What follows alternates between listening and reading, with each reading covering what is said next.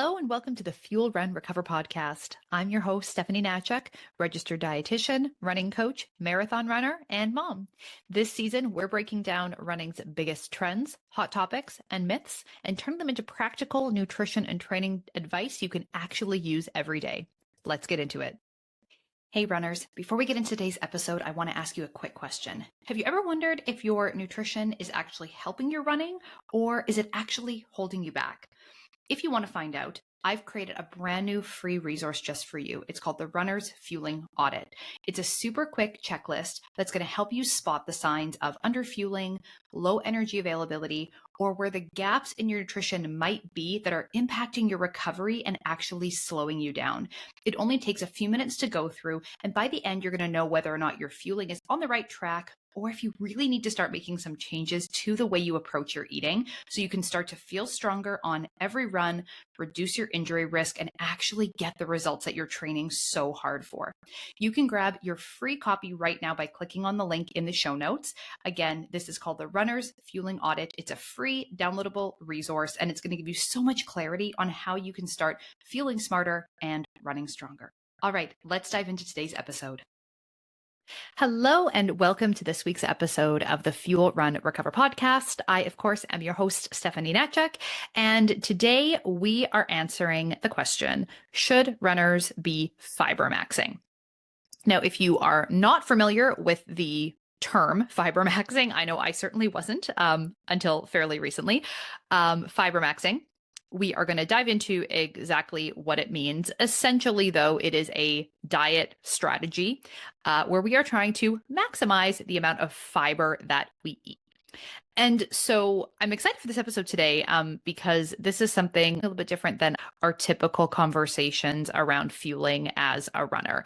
You spend a lot of time on this podcast here talking about hourly fueling targets and, intra-run fuels and hydration and things like that. And I find that rarely on the podcast, we kind of get to step outside of that like intensive workout race day nutrition and talk about some of the things, getting into more overall diet patterns for runners, right? Like more of your day-to-day eating habits, not just specifically what you're having like before a workout or during a run. So I'm looking forward to chatting about this with you because this is, a lot of the unsexy stuff about nutrition and a lot of the conversations that I'm having daily with my clients that isn't, super specific to the running piece. There, of course, are some considerations around fibremaxxing for runners, some things to think about, and kind of, if you are venturing into this area in 2026, which I think is a great idea for most of us, how do we do that in a way that still supports us and our goals and our needs as runners?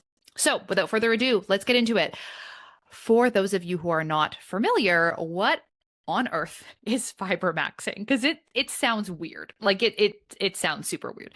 And I don't know who initially came up with the term and started calling it that. I don't know if it was intentional or just, kind of an accident or whatever. If you know the origins of the term fibremaxxing, or if maybe you are listening to this and you came up with the term fibremaxxing, definitely let me know. You can find me over on Instagram at Steph the Runner's Dietitian and share the origins of the term fibremaxxing. But essentially what it is it's just simply trying to eat more fiber.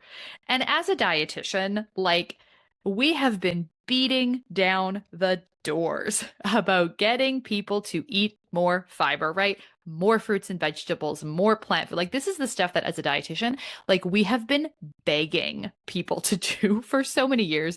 And now it's like this trend and it's just very funny to witness.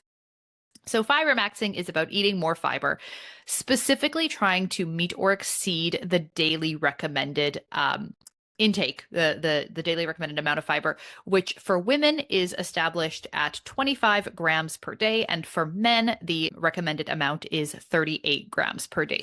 So the concept of fibremaxxing is getting in at least those amounts or potentially more.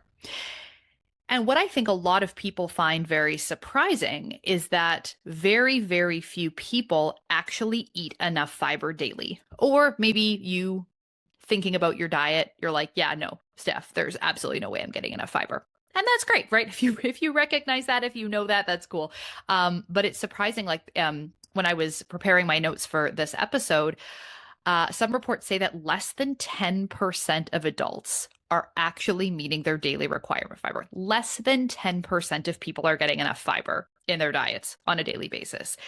And it kind of like then lends it to like, well, no wonder we have so many nutrition related challenges in our society, nutrition related health issues, digestive concerns are on the rise.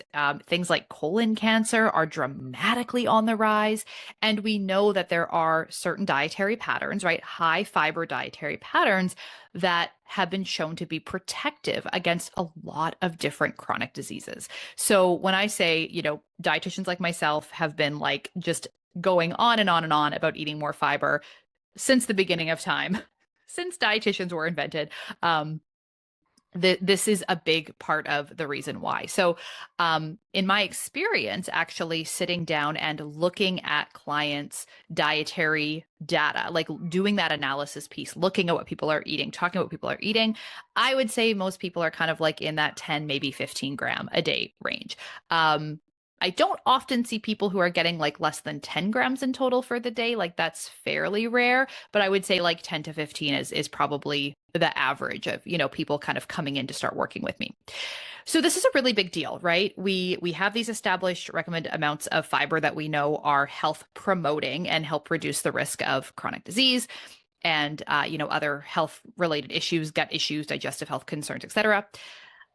Even, things like weight management, right? So weight loss, appetite control, fiber is really beneficial for that as well. It's very filling. And so it helps us to stay full and satisfied for longer after meals, hence why it's also beneficial when it comes to fat loss.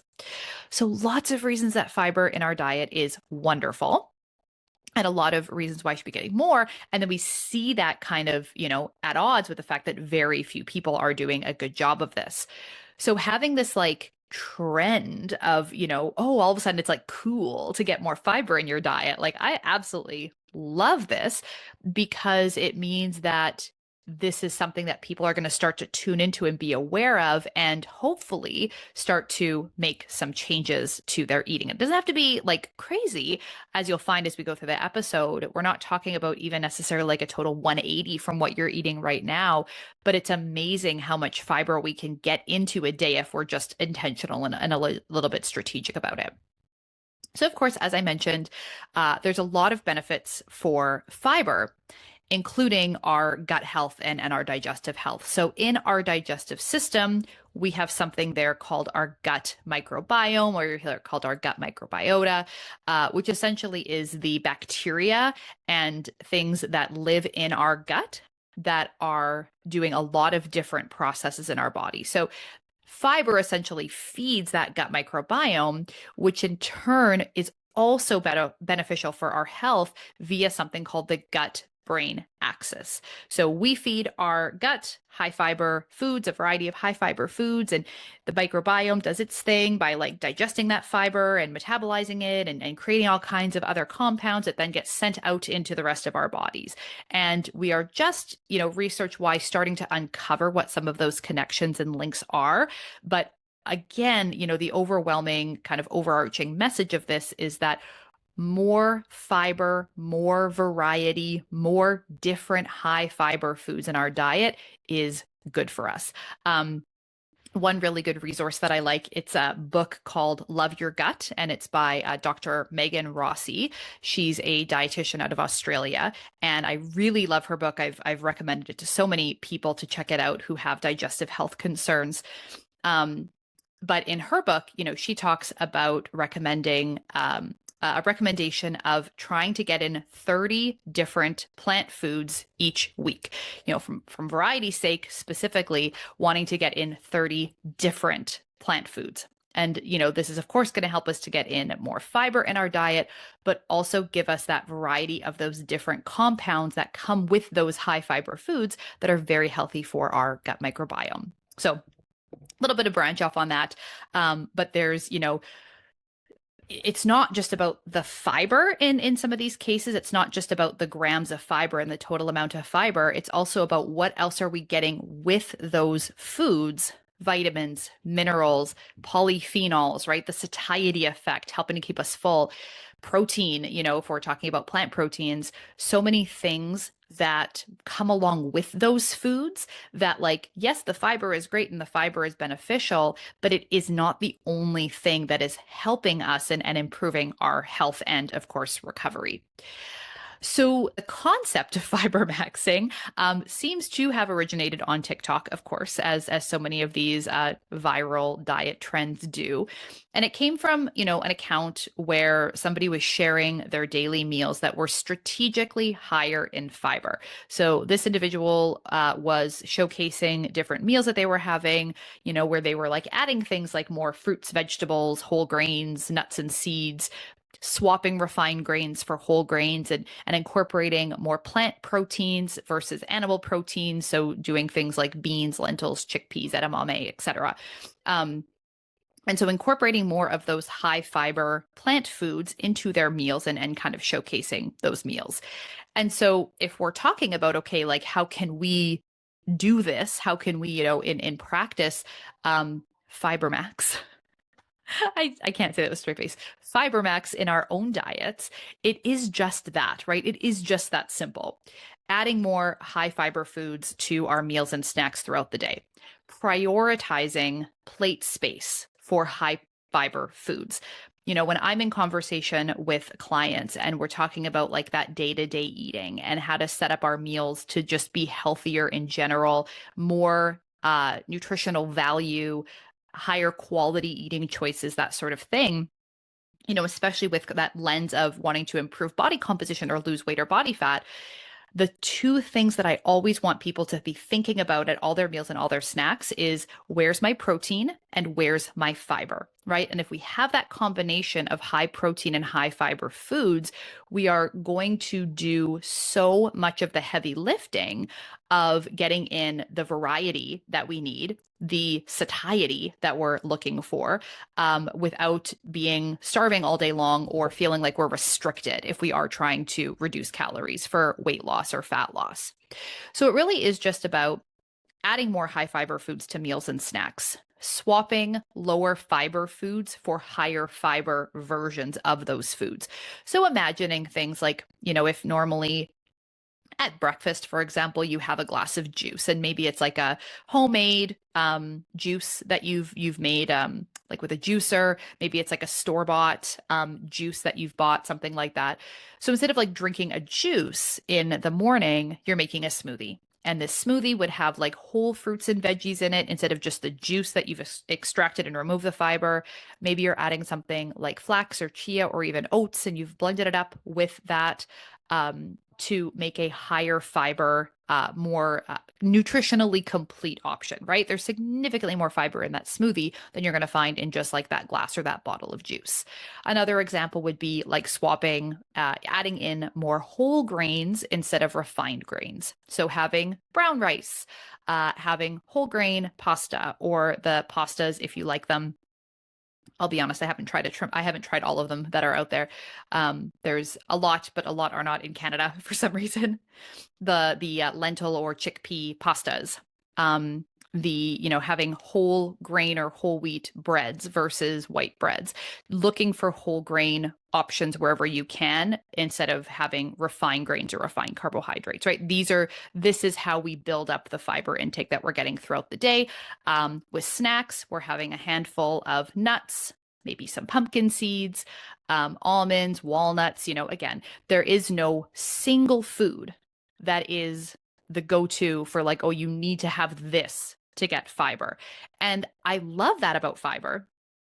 That's the beauty of fiber to me, is that, so much of getting toward that goal, so much of reaching our goal is those small amounts that add up over the course of the day, right? Getting in our fruits, our veggies, our whole grains, our nuts and seeds in those regular intervals throughout the day. So it's not, okay, here's this one food that you need to add that's going to give you all of your fiber for the day, this one thing you need to do differently. It's like, okay, I'm going to have my apple and almonds for a snack. Okay, there's going to be like, 4 or 5 grams, maybe depending on portion sizes, whatever. You're going to have a couple grams there at your snack. Maybe instead of having like a chocolate bar, I don't know. Or maybe, they make those like little, they're like the fruit, they're like a dried fruit snack. Like they make bars, or for a while they were making these like little fruit bites, and they're tasty. But I was surprised when I looked at like the package that they're actually mostly made of like juice and filler. Like there actually is a very, very low amount of fiber in something that like supposedly is like a whole fruit snack thing. So instead, maybe we're having like actual fruits, or maybe we're having like raisins and pumpkin seeds for a snack, or something like that. If we're having cereal, maybe we're swapping that for a higher fiber cereal. And it's those little bits, right? The 2, 3 grams here and there over the course of the day that adds up to reaching our goal. And I love that because there's so much room for personal preference, your tastes, what you like, variety, which is just wonderful to have in our diets. And it gives us the opportunity to just like not have to focus on just doing like one thing, but just getting those little bits all throughout the day. And this is a question that I get asked a ton from people who are trying to increase their fiber intake, right? We've done that dietary analysis. We've assessed and we've seen that fiber is lacking, or that fiber is a concern. And so, okay, well, what should I eat to get more fiber? And it's basically anything from a plant. Every plant food is going to have some amount of fiber. Some have a little bit more, some have a little bit less. Definitely your plant proteins, beans, lentils, chickpeas. I mean, those are like absolute fiber powerhouses. They're very high in fiber compared to lots of other foods. Whereas, like your cucumber or celery or something like that is going to be a lot lower because it's like 95% water or something like that. But it's still valuable, right? Like I don't want people to think, oh, okay, Steph told me that I like shouldn't have cucumber. Like, no, of course not. I want you to eat cucumber. I just want you to understand that like it's those little bits and those servings of this, that throughout the day that all add up to reaching our goal, rather than it being like, okay, forget about everything else. I just want you to like focus on these 2 foods. There are 2 main types of fiber, soluble and insoluble. So with all the different plant foods that give us fiber in our diet, fruits, vegetables, nuts, seeds, beans, lentils, chickpeas, edamame, whole grains, they're soluble and insoluble fiber. These 2 types of fiber act a little bit differently in the digestive system. And some foods have more of one type than the other type. So they have slightly different roles in like how they impact our digestion and what they do inside of our gut. But in general, we want both types, and we get both types to some degree in all of these different foods. So like there are certain ones that are a little bit higher in soluble or a little bit higher in insoluble, but most have a mix of both. And we want to get both and all of the variety, right? In general, variety is good. And the more different foods we get, the better. So we don't need to overthink it. And so the other thing that I want people to understand about fiber is that these foods that we're talking about that are your best sources of fiber and are the ways that we get fiber in our diet, the other important thing about them is they often come packaged with vitamins, minerals, other bioactive compounds like polyphenols, which is like the colorful compounds in fruits and veggies, like the thing that makes the fruits and vegetables the different color. All of these are also, of course, very important for our health. And a lot of times, like things like polyphenols, I mean, there's no shortcut there, right? Like you can't can't take a supplement. You can't like get something that gives you the same variety that you get from eating these whole different foods. And like, I know we got these veggie powders and these all kinds of different concoctions that are supposedly a replacement for the fruits and veggies, but they aren't. Like they just aren't. They're either, a little scoop of something that you're putting in that maybe is rich in antioxidants, but not necessarily going to have those bioactive compounds like the polyphenols. They often don't have the vitamins and minerals, and rarely do they have any actual amount of fiber in them.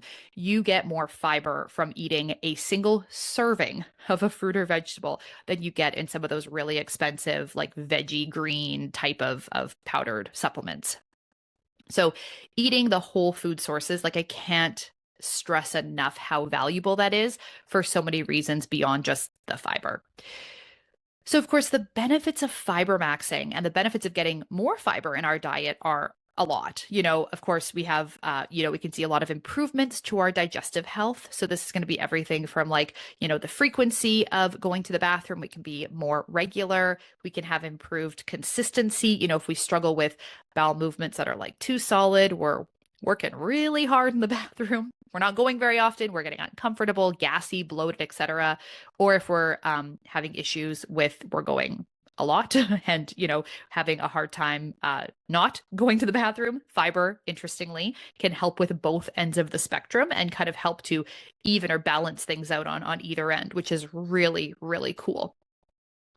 Of course, more fiber in our diets also reduces our risk for a number of different chronic diseases. I mentioned things like colorectal cancers, heart disease, stroke, improved blood sugar control, reduced risk for type 2 diabetes. And of course, it's filling, right? So fiber is slow to digest. It slows down how quickly food is leaving our stomach and how quickly things like carbohydrates are broken down and absorbed into our bloodstream. So we get this improved blood sugar control effect after meals. And of course, this helps to manage our hunger and fullness, and we get better appetite control.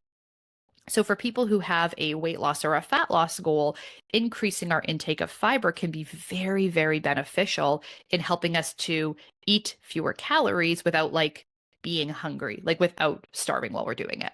And of course, we get more nutrition in our diet overall, since, as I mentioned, these foods come packaged along with so much more nutritional value, whether that's vitamins, minerals, protein, healthy fats, polyphenols, etc. So, tons and tons of benefits of fibremaxing. And, whether we want to call it that or not, and go by its name or just call it a less sexy term like beat the RDA for fiber, doesn't matter. It is something that I do think that everyone should at least look at in their diet and at least think about in their diet and see if and where there might be room for improvement to at least get to that RDA level.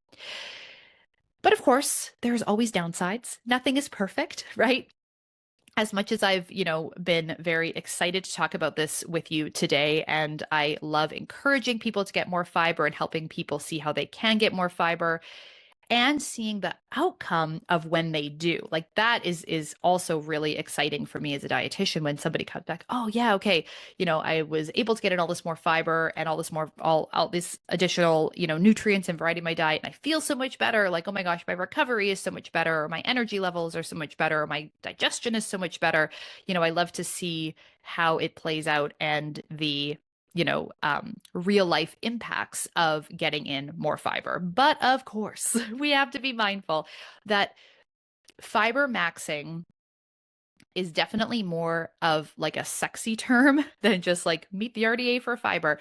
I do wish though that there was a slightly pulled back name for it, because I think that like the term itself, fibremaxing, at surface level, at least for me when I first heard about it, at surface level, it sounds bad. Like anything in nutrition that is like to the max, to the nth degree, to me is like, whoa, whoa, whoa, because too much of a good thing is not good. And anything in excess is going to be problematic.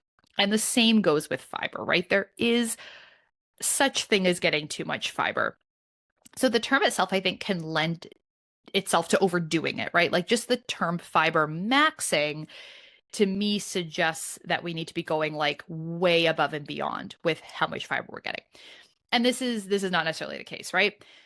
When it comes to dietary fiber and like these guidelines that I'm referring to, there is no established upper limit. So for some nutrients, we have research that has said, hey, you know what? There's a maximum for how much of this thing you should get in your diet. If you're getting more than that, bad things can happen. So we have an upper limit established for a lot of different vitamins and minerals. We know that you can overdo it on some vitamins and minerals. There is a level of toxicity that we want to avoid with certain vitamins and minerals. We know that you can get too much sodium in your diet. We know that you can get too much saturated fat or trans fat in your diet. We know, right? We know that there are certain things that we should not go overboard with. But for fiber, we don't have an established upper limit because there isn't really, right? There's no point at which research has shown that after this amount, beyond this amount of fiber, bad things happen. But that's not to say that there is not a potential downfall of too much fiber for you as an individual, right? So at this population level, we don't have research to tell us, okay, here's like the limit, and over this amount, we start to see these health risks. But instead, we're all going to have a personal amount where maybe our digestive system says enough. And there's two things about that. The first is that sometimes people can be a little bit too aggressive about increasing their fiber intake. So we go from 10 grams a day to 30 grams a day, essentially overnight. That's not great, right? Your digestive system is going to be absolutely shooketh at going from 10 to 30 grams in a day, right? It's too much too quickly. Our digestive system is very sensitive.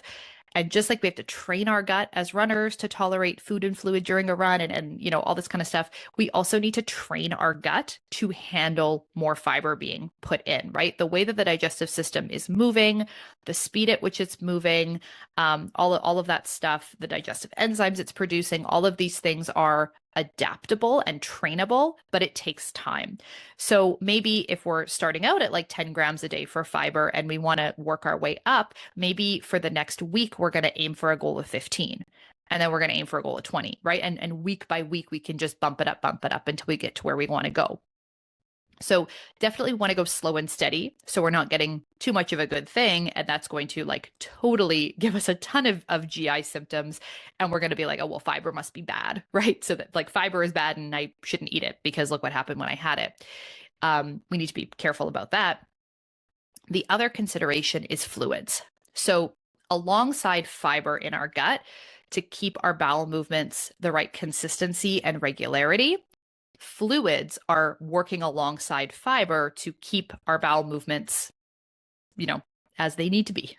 Easy to pass, soft, etc.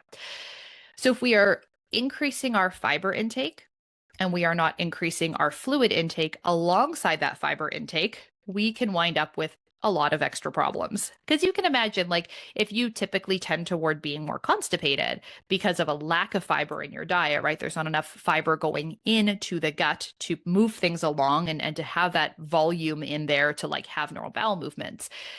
If we don't add in the fluid and we just start packing more fiber in there, we're going to feel way worse, right? We're going to have a lot more problems. So increasing fluid alongside fiber, absolutely key. And of course, don't go crazy or do too much too quickly. And I'm going to spend a little bit of time closer to the end of the episode here talking about supplements specifically and how and when to maybe incorporate fiber supplements. But this is why I don't always want people to go straight to a fiber supplement, right? Because you're like, oh, maybe I want to take my time to start incorporating more fruits and veggies, stuff like that. But like in the short term, maybe I could just like Fibremaxx with a supplement. And that's probably going to cause more harm than good. That's probably going to get you into some trouble, right? We want to focus on those small changes and increasing little by little first and foremost. If you have had long-standing GI issues and you've tried to increase fiber and fluid and it isn't working and that sort of thing, right? That's always our first step towards like digestive health management is going to be fiber and fluid and just trying to do some of those basic things. But there are gastrointestinal conditions that someone can have or differences in how their digestive system functions that can make adding more fiber and fluid not the most effective strategy. By no means, typically we don't need to be on like a low fiber diet unless we're talking about like, some pretty serious GI conditions, like, you've had surgeries to like remove part of the gut or something like that. You'll know if that's happening to you. You'll know if this does not apply to you.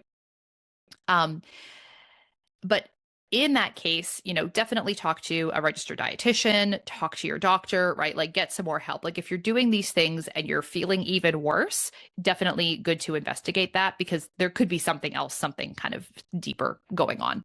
Okay. So I want to talk a little bit about what are some potentially extra considerations when it comes to fibremaxxing specifically for runners.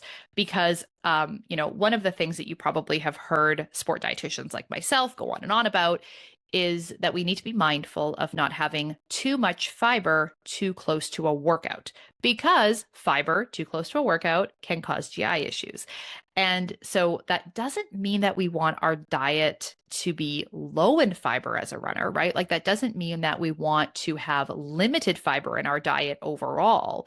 It's more so just about the timing of those really high fiber foods and doing a little bit of trial and error to figure out what works best for you.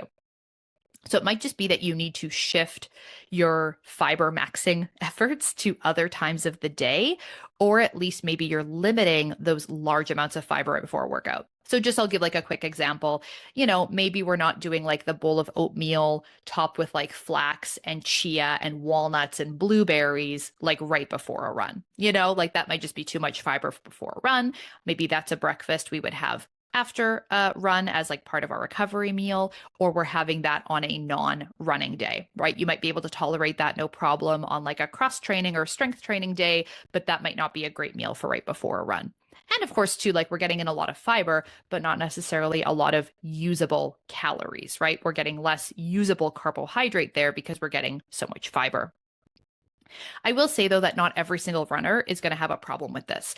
If you have been eating a really high fiber diet as a runner for like years at this point, and you eat exactly what I just described every single day before you run and you have no issues, there is absolutely no need to stop doing this. Like if something doesn't work for you, your gut will tell you. Like there's not a time where, secretly behind the scenes, there's a problem with eating high fiber and you don't notice it, right?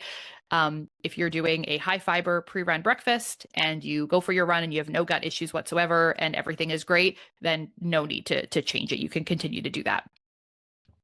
However, if we're looking at overall fiber intake as a runner, alongside our total calorie intake and our energy availability, there can potentially be some downsides to a really high fiber diet if we're looking at carbohydrate availability and how much of the food we're taking in is calories for us to actually burn and utilize. And so I've seen this in practice, with runners who are very healthy eaters. They are eating a very high fiber diet. They might even be like plant-based eaters. So like they're getting a lot of their protein is coming from plant sources as well. So we're talking about like a high amount of fiber per day, like well over 50 grams of fiber in a day. And so what can happen is that if that amount of fiber, right, if the carbohydrate foods we're always eating, right, the only carbohydrate foods we're consuming are very high fiber carbohydrates, that means that the actual amount of usable carbohydrate, the carbohydrate we can use for a fuel source, is not going to be the same, right? I can think of one specific case where I had a runner who was eating like 80 something grams of fiber a day, like a very high fiber diet, which again on paper doesn't seem bad. And this individual's calories actually didn't look too bad either. But when you subtract for the fact that that fiber is not usable energy, right? That is not energy that this person can burn during a run. Their carbohydrate intake was actually a lot lower than what it seemed like at first glance. And so in some cases, we might need to be mindful of swapping some of those higher fiber foods for some lower fiber, higher like usable refined carbohydrate options if it's becoming an issue when it comes to low energy availability and any signs and symptoms around low energy availability. I will say this is not an issue for the majority of runners because, as we know, like most people don't get enough fiber in their diet versus too much. But if you are if you are a very like health conscious eater, if you are plant-based, if you are eating a lot, but still struggling with some signs and symptoms of low energy availability or relative energy deficiency in sport, and your fiber intake is like, say over 50 grams a day, this would be something to look at. And of course, connecting with a sport dietitian like myself to look at this on that deeper level would be, really important too if you do think you're struggling with low energy availability or REDS. But you might actually do better performance-wise if you're swapping some of those high fiber foods for lower fiber foods that give you more like usable energy, more carbohydrate availability. Because what we now understand about low energy availability is there seems to be this big factor of carbohydrate availability. So if you're getting most of your calories from protein and fat, not as much from carbohydrate, again, on paper, your calorie intake might look okay, but when we look deeper at the macronutrient distribution, what we really need is that usable carb for energy. And that can sometimes be a missing piece. So for runners specifically, it may be about the total amount and of course the timing of fiber that are considerations. But in general, I do want runners to be getting more fiber in their diets, and even focusing on getting in more of those high fiber foods at most meals and snacks throughout the day. And like I said, your gut is highly trainable and very adaptable. And so going slow and steady on increasing your fiber intake means that you might find that, you actually can eat a decent amount of fiber all the time and it doesn't affect your digestion while you're training. So then I want to talk a little bit about fiber supplements. So fiber supplements versus getting fiber from whole food sources. And this is interesting because, it used to be on the market, there was like Metamucil and that was it, right? And everyone's heard of Metamucil. Everyone knows what Metamucil is. If you don't, it's kind of like the OG fiber supplement. So it is made from something called psyllium fiber. Now they have quite a significant line of products now. So I don't know if they've branched out from just being a psyllium fiber supplement, but psyllium fiber specifically is great because it helps a lot with regularity and consistency of our bowel movements. And so that's kind of, the rise in the popularity of Metamucil. And it works great, right? Like it's one of those products that is still on the market today. I still recommend it sometimes to people who have GI issues. But I've seen now this like huge influx from like so many different companies on, adding a fiber supplement to their line of products. And essentially what it is it's kind of like a protein powder, but it's fiber, right? And it can be added to lots of different things for that fiber boost. Now, as I said before, there are so many benefits and so much value to getting in fiber from whole food sources. The nutrients, the fluids, a lot of these fruits and veggies are high water foods in and of themselves. They contain a lot of water themselves. So increasing our fluid consumption alongside that fiber, it's all beautifully packaged in one for us, right? Like it's just all there together. It's fantastic. Love it. Grains and stuff like that, maybe not quite as much, but anyway.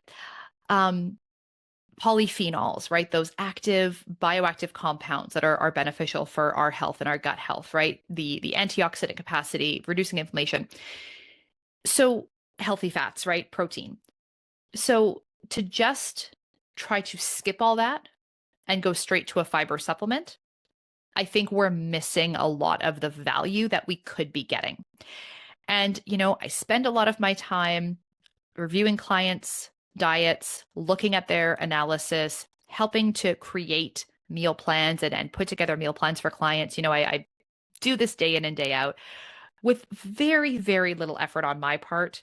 I can easily make a meal plan with 40 grams of fiber in it. Easily, like shockingly easily. And I know, yes, I'm a dietitian. I am a trained professional. I do this every single day. This is just like, know this off the top of my head.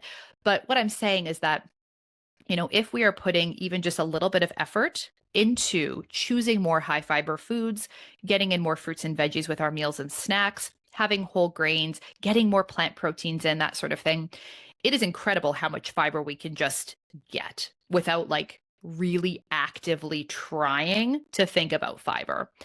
So don't be fooled into thinking that like if you're trying to get to the 25 or 38 grams a day that's recommended, that you need to take a supplement to reach your goal. But at the same time, if you are meeting that amount, like let's say you are getting in 25 or 30 grams a day, and you know that you feel even better, your digestion feels better, you are more regular, that sort of thing, your bowel movements are more consistent. If you have more, then to add a supplement on top of that, get an extra like 5, 10, 15 grams a day from a supplement, I don't have an issue with that. But what I do really want people to do is like get that foundation and nail the basics first, because we don't want to just like try to supplement our way to meeting our fiber goal just to like check the box. But then we're missing out on key nutrients and variety and different colors and other, nutrients that is so valuable. So don't kind of like try to skip a step and just supplement your way to checking that box, because I think it really does take away from some of the benefits that we see of those high fiber dietary patterns. And so how much fiber is enough? Well, like I said, 25 grams per day for women, 38 grams per day for men is the recommendation. The difference in those two targets is that men in general need more calories per day than women. So the RDA is higher based on that. Like that's all. That's it. That's where it comes from. So you as an individual might do better with more, and there's no need for women to like not try to hit 38. Like these are our general guidelines and kind of starting points. But if you're not there yet, like if you're not getting 25 or 38 grams a day, then I really recommend, leaning into that as a first step and a first goal. So should runners Fibremax? Yes, in general, I think that fibremaxing is actually a really nice trend, a very wholesome trend, if you will. And I'm really glad that fiber is kind of getting its due. I feel like fiber has been this like lowly forgotten, not really a nutrient, doesn't really give us like nutrients, but is this sort of like lowly forgotten thing in our diets. And we've prized protein for so long, and we've prized, low carb diets and actually reducing fiber because people are reducing carbohydrate foods. And that's where a lot of the fiber comes from. And so now to kind of have fiber like get its due, I think is just really wonderful. And I really want to see more people lean into it. But again, not in a way that is just focused around supplementation. I really want people to think about fibremaxing in a way that actually improves the quality of their diet and increases the amount of micronutrients they're getting in to like truly support their overall health and fitness and well-being. So you as a runner may need to take care with how much fiber you get around your workouts, and take care to not overdo it in that then it starts to crowd out some of the other usable energy sources, usable carbohydrates in your diet. But fiber in general, it's good, and most people need more. So if you're working on increasing your fiber intake, just be sure to start small and go slow. And of course, if you have any questions about your nutrition, if you're feeling like you're not sure if your nutrition is really helping support your performance or if it's holding you back, I mentioned in this episode, about low energy availability or relative energy deficiency in sport. And if some of these things are, kind of, getting your spidey senses tingling a little bit, then I would love for you to check out a free resource that I've created. It's called the Fueling Audit for Runners.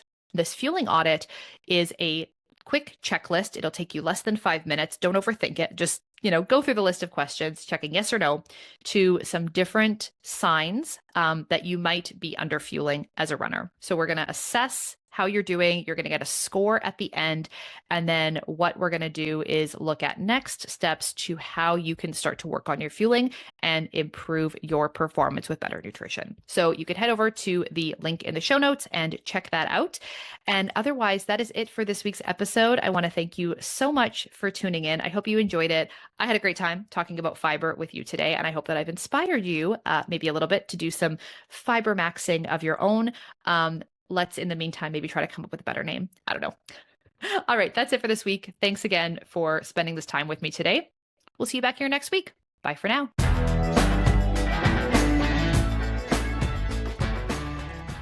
The information on this podcast is for educational purposes only and is not to be used or relied upon for the diagnosis or treatment of any health condition. This information does not create a client-practitioner relationship and should not be used as a substitute for professional medical advice.